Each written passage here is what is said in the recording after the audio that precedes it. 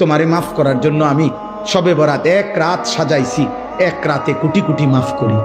তোমারে মাফ করার জন্য আমি শবে কদর এক রাতে আমি আল্লাহ তাআলা হাজার মাসের রাত্রির চাইতে বেশি মাফ করে থাকি।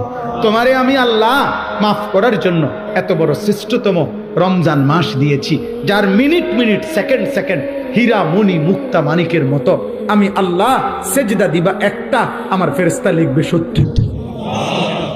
আমি আল্লাহ রহমত দিয়া সাজাইছি, মাগফিরাত দিয়া সাজাইছি, জাহান্নাম থেকে নাজাত দিয়া সাজাইছি। আমি আল্লাহ বৃহস্পতিবার দিবাগত রাতে গুনাহ মাফ করে থাকি। প্রত্যেক দিন তাহাজ্জুদ নামাজের ওয়াক্তে গভীর রাতে কোটি কোটি বান্দা আমি মাফ করি। তাহলে মাফ করার জন্য প্রতিদিন রাত্রে ঠিক করছি, বৃহস্পতিবার রাত্রে ঠিক করছি, শবে বরাত ঠিক করছি, শবে কদর ঠিক করছি, পুরাটা রমজান ঠিক করছি। এছাড়াও বান্দা 90 বছরের গুনাহ নিয়েও যদি কেউ আসে, আমি আমার বন্ধুকে বলছি, বন্ধু যদি সে সত্যিকার তওবা করে আমি একসাথে মাফ করে দেব।